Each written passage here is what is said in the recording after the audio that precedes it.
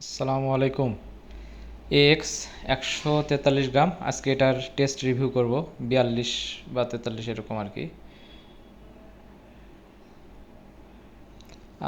আপনার হচ্ছে এটার হারভেস্টিং টাইমটা একটু বেশি লাগে।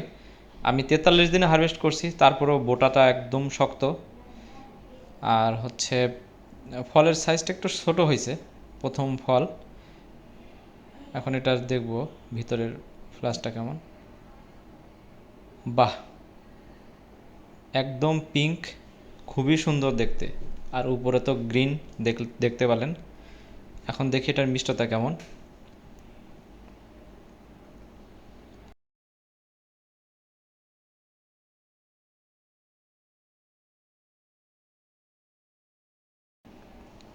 বিসমিল্লাহ। বাহ, 17.4। 17.4 খুবই ভালো, খুবই ভালো।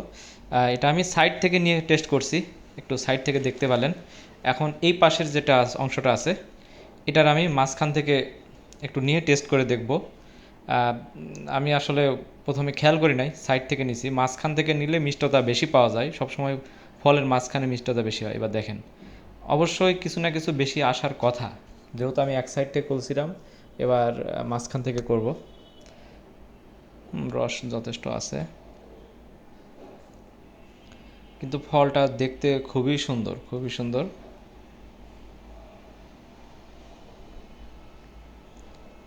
আর বীজের সংখ্যা কম মনে হচ্ছে অন্যগুলোর তুলনায়। বীজের সংখ্যাটা একটু কম। এখন দেখি। বিসমিল্লাহ।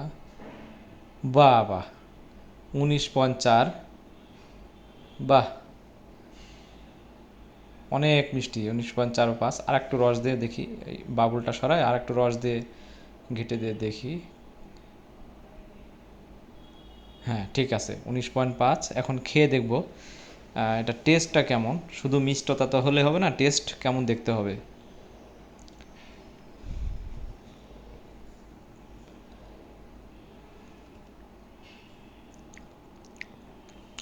মিষ্টি ভালো।